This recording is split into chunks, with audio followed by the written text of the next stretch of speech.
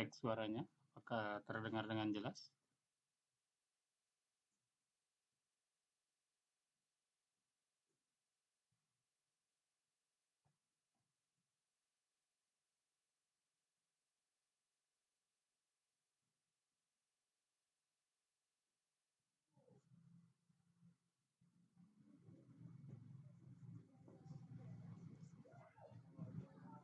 Bima 'allamtana wa 'allimna ma yanfa'una wa zidna ilman yanfa'una.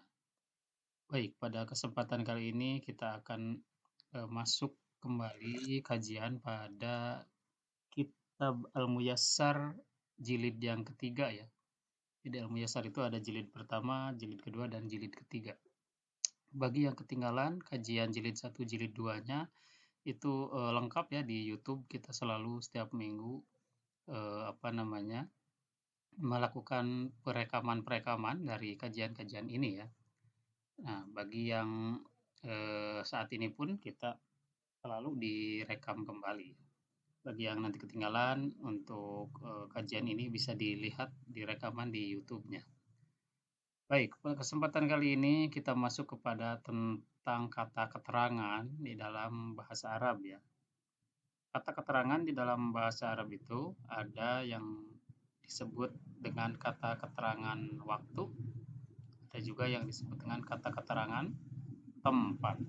Jadi ada zorob, zorob itu adalah kata keterangan ya. Ada zorob makan, kata keterangan yang menunjukkan tempat. Ada zorob zaman, kata keterangan yang menunjukkan waktu secara maknanya. Nah, di sini bukan hanya sekedar zorob zaman dan zorob makan saja. Pada kesempatan minggu kemarin kita sudah membahas tentang zorob mutasorrif dan zorob goer mutasorrif.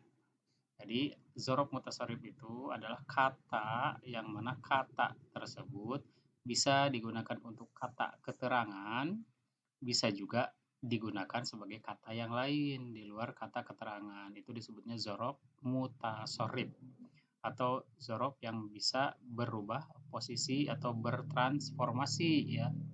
Nah, untuk zorob-zorob goer mutasorrif adalah zorob-zorob yang sampai kapanpun dimanapun posisinya dia tetap saja sebagai zorob ya, sebagai kata keterangan, tidak bisa dijadikan sebagai posisi yang lain, apakah jadi subjek, predikat, atau jadi objek, tidak bisa.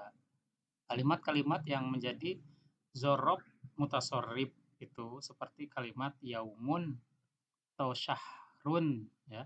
Kata yaumun atau syahrun di sisi lain dia bisa menjadi posisi apapun, bisa menjadi zorob seperti zahabtu yauman, saya pergi yauman pada suatu hari, atau zahabtu al yauma, saya pergi hari ini. Nah, kata al yauma atau yauman tersebut itu tentu menjadi zorob, tetapi kata al yauma itu tidak sekedar bisa menjadi zorob saja, itu sebutnya mutasorrif atau dia bertransformasi menjadi kalimat yang lain. Seperti al yauma itu dia juga suatu saat bisa menjadi subjek, predikat, atau objek ya. Misalkan kita contohkan saya suka hari ini, misalkan uhibbul yauma, saya mencintai hari ini. Nah, jadi ketika saya mencintai hari ini itu tidak posisinya sebagai zorob, bukan keterangan waktu, tapi dia itu menjadi objek dari kata uhibbu, saya menyukai hari ini. Nah, bukan berarti al yaumanya di sana kata keterangan. Atau misalkan syahrun ya, syahrun juga sama seperti itu. Syahru Ramadana syahrun mubarakun. Bulan Ramadan itu adalah bulan yang diberkati. Nah, syahrun di sana posisinya tidak menjadi kata keterangan waktu, tapi dia menjadi subjek. Makanya disebutnya mutasorrif. Tapi berbeda dengan yang goer mutasorrif. Untuk yang goer mutasorrif itu adalah kata-kata yang bermakna keterangan baik tempat atau waktu yang dia tidak bisa dirubah posisinya kecuali hanya selamanya menjadi kata keterangan saja, yaitu waktu atau tempatnya itu ya. Seperti di sini, qattu, a'udzu, baina, bainama, idza, ayyana, qabla, ba'da, fauqa. Nah, untuk kata-kata seperti itu dimanapun dia berada, tidak akan menjadi subjek, predikat, atau objek, nggak akan pernah bisa, karena kata-kata itu khusus, dia itu hanya sekedar untuk keterangan, waktu atau tempat, itu makanya sebutnya goer mutasorif, itu kata-kata khusus yang tidak akan pernah berubah, kecuali kedudukannya selalu, setiap saat, kapanpun, selamanya, dia itu menjadi zorof, atau kata keterangan. Nah, selain kata keterangan atau zorof yang dibagi kepada mutasorif dan goer mutasorif, atau zorof yang bisa bertransformasi dan juga zorof yang tetap sebagai zorof. Nah, di sini ada pembagian yang kedua, yaitu pada jenis mu'rob dan mabninya. Di sini tidak ditinjau dari segi kata tersebut bisa digunakan sebagai zorof atau sebagai yang lainnya, tetapi di sini ditinjaunya dari segi perubahan harokat akhir. Itu apakah harokat akhirnya selalu berubah atau tidak. Nah, di sini az-zuruful mu'robatu wa zuruful mabniyatu adalah zorof-zorof yang mu'rob dan zorof-zorof yang mabni. Berarti yang mu'rob itu harokat terakhir pada kata tersebut akan berubah-ubah. Kalau yang mabni, harokat terakhir pada kata zorof tersebut, dia itu tidak berubah atau selamanya. Kalau fathah ya fathah, kalau domah ya domah, kalau kasroh ya kasroh. Jadi itu yang mabni ya. Kemudian kita baca dulu di sini mengenai keterangannya. Aglabuz zurufi mu'robatun. Kebanyakan zorof-zorof itu atau mayoritas zorof-zorof itu mu'robatun. Kebanyakannya mayoritasnya mu'rob atau dia itu berubah-ubah harokat akhirnya. Kazurufil lati dzakarnaha fima sabaqo, sebagaimana zorof-zorof yang telah kita sebutkan fima sabaqo pada yang telah lalu, yaitu pada penjelasan yang tadi ya. Kebanyakannya seperti ba'du ini, koblu ini bisa ming kobli, bisa koblu, bisa kobla, ba'du juga bisa ba'du, bisa ba'da, bisa ba'di, bisa berubah-ubah akhirnya. Nah, fauko juga, fauko min fauqihim, tahta bisa tahti ya, itu bisa berubah-ubah. Nah, ini yang jenis i'rob atau zorof yang mu'rob, zorof yang bisa berubah huruf akhirnya. Nah, itu yang tadi disebutkan salah satunya. Nah, sawaun al mutasorrifah wa goirul mutasorrifati. Sama saja, baik yang jenisnya mutasorrif yang bisa bertransformasi ataupun yang yaitu tetap sebagai jorobnya. Jadi di sini memang beda apa namanya sudut pandang. Di sini tidak mengambil sudut pandang dia bertransformasi atau tidak bertransformasi sebagai zorof, tetapi di sini sekedar ditinjaunya dari segi perubahan harokat akhir saja, baik yang mutasorif atau goer mutasorif, yaitu zorof mu'rob atau zorof mabni. Nah, kemudian fayun sobuz zorfu zamani mutlakon, maka dinasabkan zorof zaman tersebut mutlakon, secara mutlak. Jadi semua zorof zaman itu dia itu secara mutlaknya dinasab, atau nasab itu salah satu tandanya dengan fathah ya. Sawaun akana mubhaman au mahdudan, sama saja baik kalimat zorof tersebut maknanya mubham, tidak terikat atau tidak jelas, au mahdudan ataupun terikat atau terbatas maknanya. Nahu contohnya sirtu hinan, sirtu saya berjalan, hinan pada suatu waktu. Safartu lailatan, saya bepergian pada suatu malam. Nah, di sini yang mahdud dan juga mubham ya. Mubham itu yang tidak dibatasi waktu. Sedangkan kalau mahdud itu ya yang dibatasi ya, baik waktu atau tempatnya. Nah, jadi, untuk dzaraf zaman tersebut secara mutlaknya harus dimansub. Khinan, nah dengan fathah kan. Khinan ini dengan fathah, lailatan dengan fathah. Jadi nasabnya itu adalah dengan fathah, dan setiap dzaraf zaman itu dia itu nasabnya tentu mutlaknya kepada fathah ya, dan kebanyakan daripada dzaraf-dzaraf zaman itu adalah mansub. Amma asmaul makani, nah adapun kata keterangan tempat, fala yasluhu, maka tidak bisa atau tidak layak atau tidak boleh, minha darinya, lin nasbi ala zarfiyati, dinasabkan atas zorobnya, illa zurupa goirol mahdudati, kecuali zorob-zorob yang tidak dibatasi. Nah, jadi maksudnya kalau untuk keterangan tempat, dia itu tidak boleh dinasab atas zorobnya, kecuali zorob-zorob yang tidak dibatasi. Seperti apa saja? Maksudnya berarti yang mubham kan? Zorob goirul mahduda itu adalah zorob yang mubham atau zorob yang tidak dibatasi ya. Maksudnya secara makna, dibatasi secara makna. Seperti di sini ada kalimat-kalimat kasma'il jihad, seperti nama-nama arah.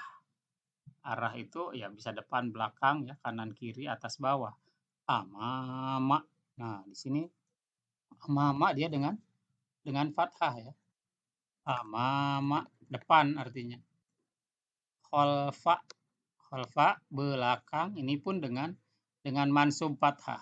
Yamina sebelah kanan artinya dia pun dengan fathah. Shimala, shimala pun dia dengan fathah ya. Sebelah kiri artinya.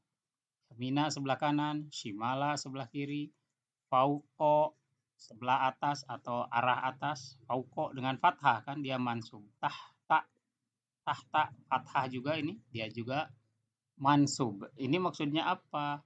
Jadi untuk isim-isim yang goirul mahdudah, nah ini adalah kata keterangan atau isim makan yang goir mahdudah atau dia ini mubham. Ini mubham ya. Jadi untuk mubham itu jenis-jenis isim makan yang boleh dimansub. Kalau amama kan itu mubham. Misalkan mubhamnya seperti apa? Amama itu kan artinya depan. Depannya itu depan siapa? Depan itu depan sebelah mana? Berapa ukurannya? Kan tidak jelas. Makanya mubham itu kata-kata yang tidak dibatasi secara makna. Kemudian kholfa, sebut belakang itu berapa senti, berapa meter. Itu kan tidak dibatasi. Itu baik belakang dia itu 1 meter, 5 meter, 1 kilometer, kan tetap belakang itu. Makna belakang itu mubham atau goer mahdud, tidak dibatasi. Yamina juga begitu. Sebelah kanan itu yang sebelah mana? Yang 1 meter, yang 2 meter, yang 10 kilometer, tetap aja itu maknanya sebelah kanan, tidak dibatasi secara ukuran. Itu maksud mahdud itu dibatasi, dan mubham. Ini mubham ya, kalimat-kalimat ini semuanya istilahnya goer mahdud atau mubham bahasa lain. Goer mahdud itu yang ini. Secara makna dia tidak dibatasi. Shimala sebelah kiri. Kiri yang mana? Maksudnya 1 meternya atau 100 meternya atau 1 kilometernya, kan tidak ada batasan. Begitu juga fauko. Sebut atas itu berapa senti sih ukuran? Kan itu mubham. Mubham itu tidak jelas. Tahta sebut bawah, itu bawah yang seberapa senti ukurannya nggak jelas juga, atau berapa meter. Ini adalah kalimat-kalimat yang umum dimansub adalah untuk isim zorob yang jenis makan tetapi mubham. Untuk yang mubham itu dimansub ya. Dan ada juga yang dimansub itu adalah asmaul maqadir, nama-nama ukuran. Itu mil, maila, farsah. Maila 1 mil, farsah 1 farsah. Farsah itu ukuran jarak ya, yaitu kurang lebih antara 4 meter ya, atau 5 meter sampai 8 meter. Jadi itu perkiraan, ukuran perkiraan ya, asmaul maqadir itu, Kak. Nama-nama tempat yang diukurnya berdasarkan, perkiraan ya, salah satunya mil, 1 mil, farsakho, dan 1 farsakh. Nah, di sini contohnya untuk yang asmaul jihad itu, waqaftu amamal masjidi. Amamanya di sini ya harus dimansub. Waqaftu saya berdiri, amama di depan, al masjidi di depan masjid. Nah, di depan ini kan dia itu isim makan yang mubham. Pertama dia tuh zorobnya zorob makan, tapi mubham, tidak dibatasi ya. Nah, mubham. Untuk yang jenis mubham seperti ini, dia itu selalu mansub atau nasab ya. Itu kedudukannya selalu selalu mansub. Makanya amama, tidak amamu. Amamanya di sini karena dia sebagai zorob atau maf'ul fih ya, keterangan waktu dari kata kerja waqaftu. Waqaftu saya telah berdiri amamal masjid di depan masjid. Nah, untuk kata keterangan tempat yang tidak jelas atau tidak ada batasan seperti depan, depan masjid itu depan masjid yang sebelah mananya kan tidak jelas misalkan. Maka ini di fathah atau kalimat-kalimat ukuran ya yang menunjukkan keterangan tempat tetapi terukur seperti sirtu mailan, saya berjalan 1 mil. Nah, mailan di sini pun dia sering kali di fathah ya, harus masuk kepada fathah. Tetapi kalau nama-nama tempat yang lain tidak boleh di fathah sebagai zorob ya.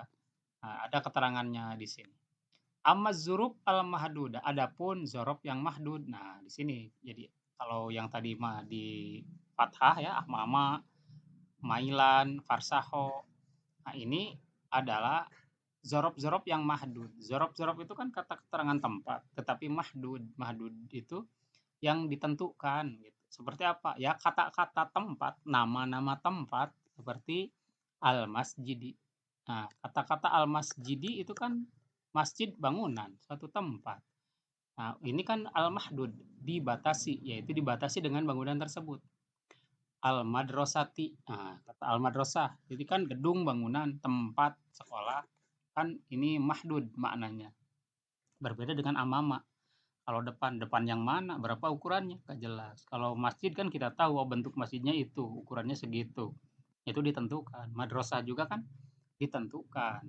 Nah, kalau untuk kata-kata bangunan, tempat yang jelas seperti ini, masjid, madrasah, bait, rumah, kemudian apalagi seperti kantin dan lain sebagainya, kata-kata kalimat tempat yang terbatas ya, berarti seperti bangunan ya, dan misalkan tempat-tempat yang lain, misalkan tempat bermain atau lapangan, hal-hal yang seperti itu ya. Kalau kata-kata tempat yang bersifat common, yang umum, maka yang seperti itu dia tidak boleh nasab. Tidak boleh nasab. Fala yajuzu nasbuha. Untuk kalimat-kalimat seperti ini tidak boleh nasab ala zorfiyati atas kezorofannya, li'annaha mahdudatul jihati wal masafati, atau li'annaha mahdudatun al jihatu wal masafatu. Cara bacanya boleh ada dua ya, mahdudatul jihati wal masafati atau mahdudatun al jihatu wal masafatu, dengan catatan kalau al jihatu wal masafatunya mau dianggap sebagai naib fa'il dari isim maf'ul ya, karena isim maf'ul itu seringkali suka menggantikan fi'il majhul ya, mahdudah itu dari huddidatil jihatu wal masafatu secara maknanya. Atau di sini mau dibaca mudhaf ilaih boleh, di annaha mahdudatul jihati wal masafati boleh, atau mau cara bacanya di naib fa'ilkan dari maf'ul bih yang bermakna fi'il majhul. Mahdudatunil jihatu wal masafatu. Ini cara bacanya boleh al jihati wal masafati, boleh al jihatu wal masafatu. Nah, untuk zorob-zorob yang masjid madrasah ini, li'anha mahdudah al jihah wal masafah, karena dia itu yang terbatas al jihah secara atau membatasi arah, wal masafah dan ukuran itu. Kalau yang terbatas ukuran dan arahnya, bal yajibu jarruha, untuk penyusunan kalimat yang menggunakan kata masjid, madrasah itu tidak boleh dimansub, tetapi wajib menggunakan jar gitu. Sehingga yang betulnya nahwu contoh, sholaitu fil masjidi, jangan sampai sholaitu masjidan, nggak boleh untuk kata-kata. Jadi tidak untuk zorof itu dia tidak menggunakan kalimat common ya atau kata benda umum, nggak boleh.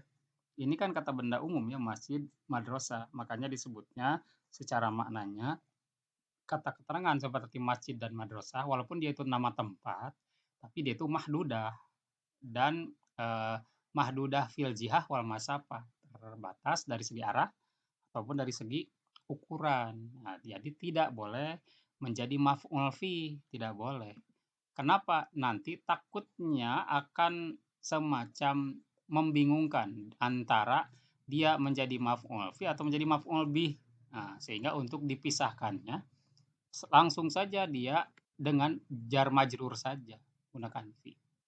Sehingga sholat itu fil masjid, saya sholat di masjid. Jangan sampai sholaitul masjidah. Sholaitul masjidah itu tidak ada secara struktur bahasa Arab. Kenapa? Karena kalimat ini tidak menjadi maf'ul bih dari sholat itu.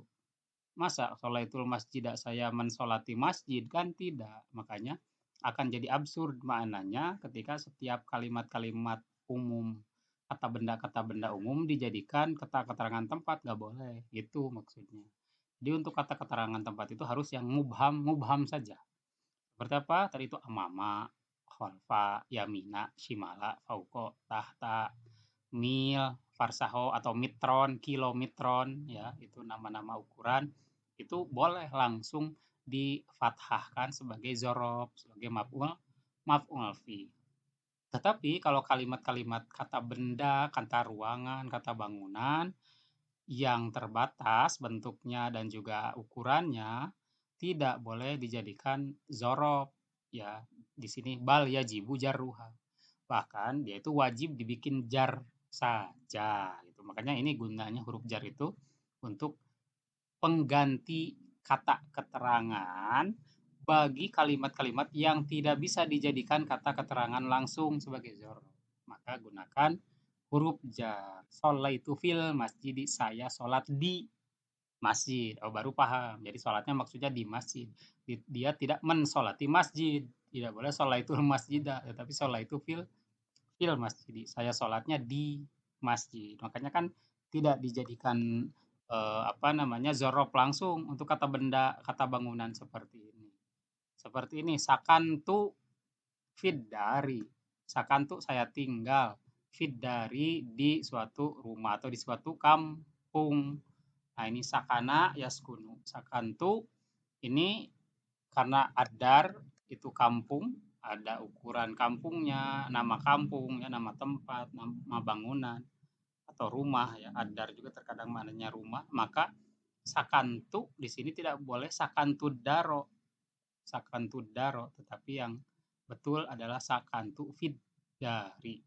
Karena adaro di sini tidak boleh dijadikan maf'ul fih secara langsung gitu. Nah, itu ya mudah-mudahan ada bayangan ya mengenai kata benda untuk yang bermakna tempat, lokasi, bangunan itu tidak boleh dijadikan zorob secara langsung. Sudah saja yang dijadikan zorob untuk kata keterangan tempat itu yaitu tadi amama, kata-kata yang mubham di depan yaitu apa tadi asmaul jihad, nama-nama arah dan asmaul maqadir, nama-nama ukuran tempat ya. Kemudian nah di sini justru ada beberapa makna wahunaka zurupun mabniyatun. Nah di sini kita membahas zorob yang mabninya yang tidak berubah huruf akhirnya. Wahunaka zurupun mabniyatun dan di sana pun ada beberapa zorob-zorob yang mabni. Maksudnya di sini pada nomor 1, 2 dan di bawahnya di sini. Ini adalah zorob-zorob yang mabni. Huruf akhirnya tidak bisa berubah. Kazurupil atiyat sebagaimana zorob-zorob di bawah ini. Apa saja? Pertama, haisu. Arti haisu itu sebagaimana. sebagai mana, atau di mana. Nah, di mana bisa diterjemahkan di mana juga ya. Nah, kalau kita memaknai dia sebagai zorof makan berarti di mana memaknainya. Nah, ini ada contohnya. Zorfu makanin mabniun ala domi. Haisu itu masuknya zorof makan mabniun ala domi. Dia itu mabni selalu kepada doma. Jadi haisu tak akan pernah bisa berubah menjadi haesi, tidak akan pernah berubah bisa menjadi haesa, ya itu tetap saja haesu ya. Nah, untuk haesu ini yang bermakna di mana atau sebagaimana, contohnya jalasa yajlisu, ajlisu, haesu yajlisu, amsalaka. Nah, ini ajlisu saya duduk, haesu sebagaimana atau di mana yajlisu telah duduk, amsaluka orang-orang yang sama denganmu. Nah, di sini yang kedua lada dan ladun. Lada dan ladun itu artinya semakna ya dengan indah di sisi. Untuk lada dan ladun dia tidak pernah berubah. Huruf akhirnya ini harokatnya tetap sukun ya. Nah, di sini secara keterangannya lada dan ladun yang bermakna indah ya.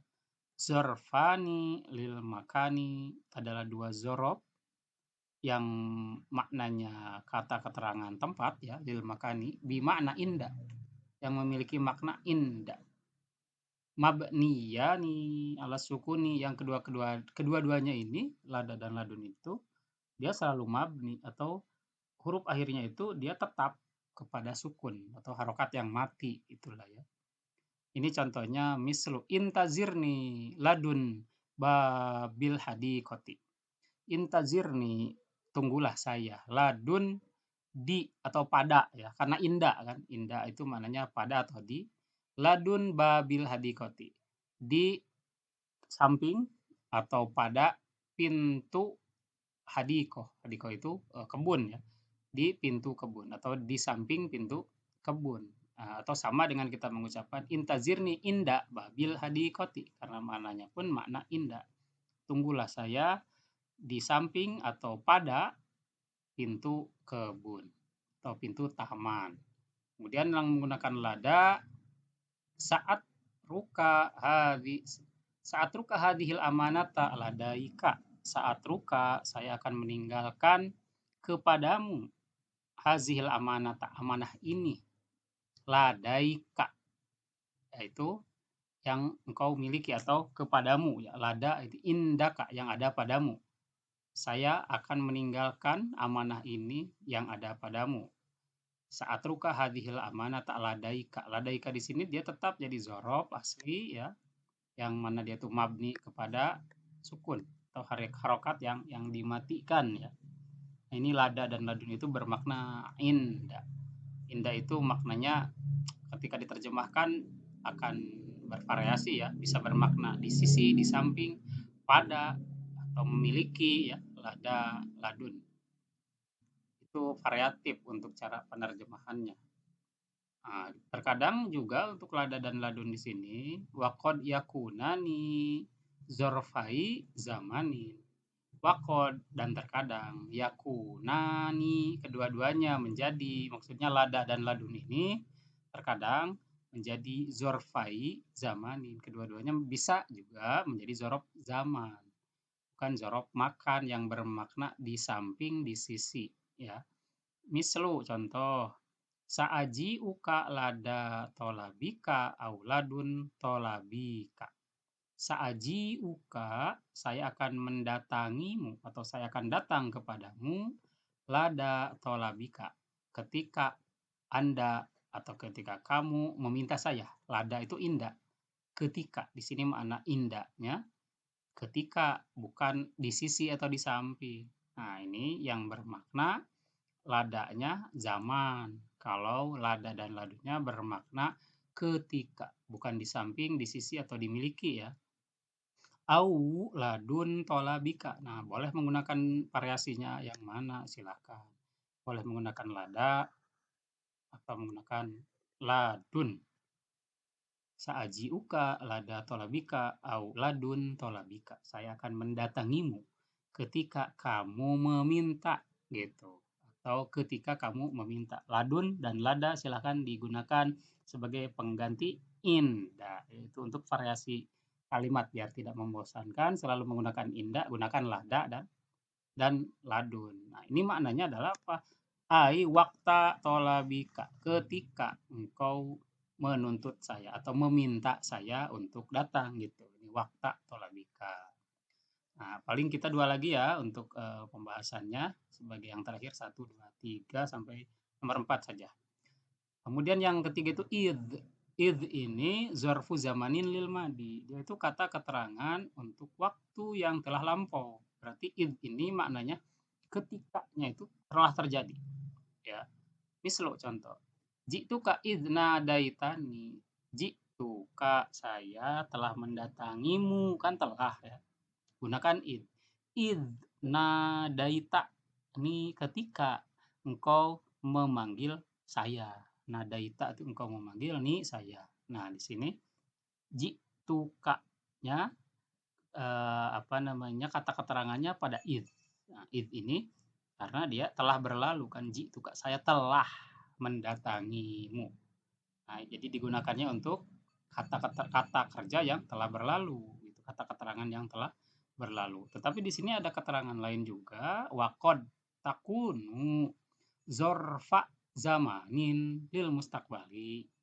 Tetapi terkadang menjadi zorof zaman untuk masa yang akan datang juga. Boleh ternyata ya.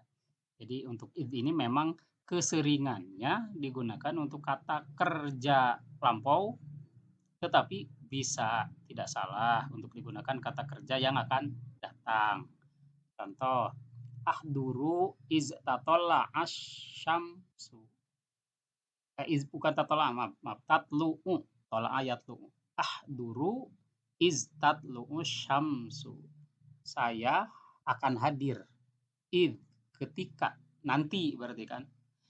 Tatlu'u syamsu, matahari akan bersinar atau matahari akan muncul. Ahduru, saya akan hadir. Iz tatlu'u syamsu, ketika nanti matahari muncul. Jadi iznya itu makna ketikanya itu bukan ketika telah terjadi ya. Iznya ini maknanya akan terjadi karena kan belum. Nah, ini boleh ya menggunakan id untuk kata kerja yang akan datang, tetapi id ini lebih seringnya digunakannya secara umum, secara masif, secara sering untuk kata kerja lampau gitu. Wahya mabniyatun ala sukuni. Untuk id ini ya tentu dia itu selalu mabni kepada sukun atau kata id itu sendiri huruf akhirnya itu dal kan, dia itu selalu kondisi harokat akhirnya mabni kepada sukun, selalu sukun selalu tidak akan berubah. Itu yang disebut mabni itu tak akan berubah atau konstan ya, bukan hal yang berubah-ubah. Yang terakhir pembahasan kita pada kesempatan kali ini nomor 4 dari apa namanya zorof-zorof yang mabni. Ingat ini zorof yang mabni semuanya. Kemudian yang nomor 4 ini idza. Idza ini artinya apabila atau jika. Nah, keterangannya zorfu zamanin lil mustaqbali. Dia itu zorof zaman untuk masa yang akan datang. Kan artinya jika, apabila kan idza ini. Mabniun ala sukuni dan dia itu harokat akhirnya selalu mabni atau selalu tetap kepada sukunnya. Kan idza itu alif kan, alif itu dia mati, huruf akhirnya kan tidak dibaca. Nah, itu idza, makanya dia mabninya kepada sukun. Ada contoh di sini penggunaan kalimatnya. Nahwu contoh, idza qumtum ilas sholati fagsilu wujuhakum. Idza apabila, kan idza di sini ya. Apabila kumtum kalian akan. Nah, di sini walaupun ininya kata kerja lampau, tapi kalau ada idza di sini bermaknanya adalah lil mustaqbal. Maknanya akan datang. Walaupun menggunakan kata kerja lampau. Kumtum ini bentuknya sih secara umum dia kata kerja lampau. Sehingga kalau di dalam bahasa Indonesia bisa diterjemahkan. Jika kalian telah akan ya, maksudnya telah akan, berarti betul-betul maksudnya. Jika kalian telah akan mendirikan sholat itu, maksudnya berarti kan serius mau sholatnya. Iza kumtum ila sholati, jika kalian betul-betul atau telah betul-betul mau melaksanakan sholat, fagsilu wujuhakum, maka cucilah wajah kalian. Ini maksudnya perintah untuk berwudu. Jadi sehingga maknanya kan ini lil mustakbal, walaupun kumtumnya itu kata kerja lampau atau fi'lun madin. Itu tidak masalah ya. Karena memang untuk idza itu tidak hanya menggunakan fi'il mudhari, boleh juga menggunakan fi'il fi'il madi untuk makna keseriusan gitu. Iza kumtum, jika kalian telah bersedia atau telah siap untuk melaksanakan sholat, fagsilu wujuhakum, maka cucilah wajah kalian. Maksudnya berwudu lah. Kan iza di sini lil mustakbal. Kalimat yang akan datang. Kemudian keterangan lainnya, wa fiha makna syarti walakinnaha la tujzamu. Tetapi terkadang idza di situ memiliki makna syarat. Terkadang memiliki makna syarat, terkadang tidak memiliki makna syarat. Walakinnaha la tujzamu, tetapi dia itu tidak menjazmkan atau dia itu tidak dijazm. Maksudnya fi'ilnya, atau la tajzimu, tidak menjazmkan fi'il yang di depannya. Karena kan kalau syarat dan adat syarat itu dia selalu menjazmkan. Menjazmkan itu mematikan harokat kata kerja ya. Misalkan ada contoh, kita kasih dulu dari ida. Ida apabila misalkan ida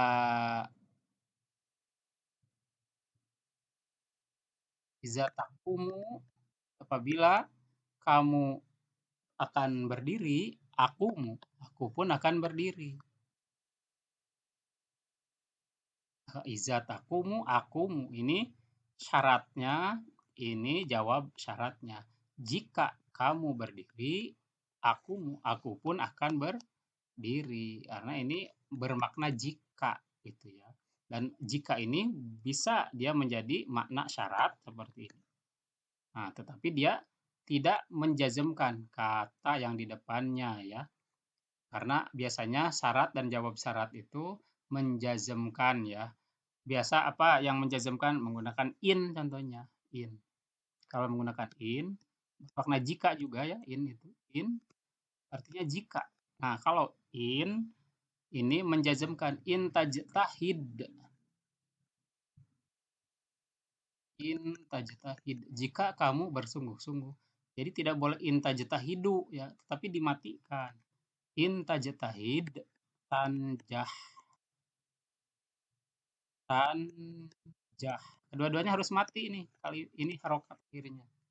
Kalau menggunakan in, adat syaratnya menggunakan in yang bermakna jika. In tajtahid, jika kamu bersungguh-sungguh, tanjah, pasti kamu akan sukses atau lulus. Ini tajtahidnya jadi syaratnya, syarat, ini jawab syaratnya. Ini jawab syarat. Jika begini-begini maka gitu kan kalau syarat itu. Nah, untuk in itu dia mematikan, menjazmkan. Maksud menjazmkan itu jadi harokat akhir pada fi'il syarat dan jawab syaratnya kedua-duanya mati. Berbeda dengan ida. Kalau ida di sini dia lebih maksudnya dia itu tidak mematikan. Tidak mematikan, tidak menjazmkan fi'il yang di depannya. Jadi tidak iztakum akum. Iza takum akum tidak, tapi iza takumu akumu. Nah, jadi untuk iza itu dia tidak menjazmkan walaupun dia menjadi atau mempunyai makna syarat karena dia tidak termasuk kepada adat-adat syarat yang menjazmkan untuk ida di sini. Hanya in saja yang bisa mematikan. In tajtahidatan jah ya.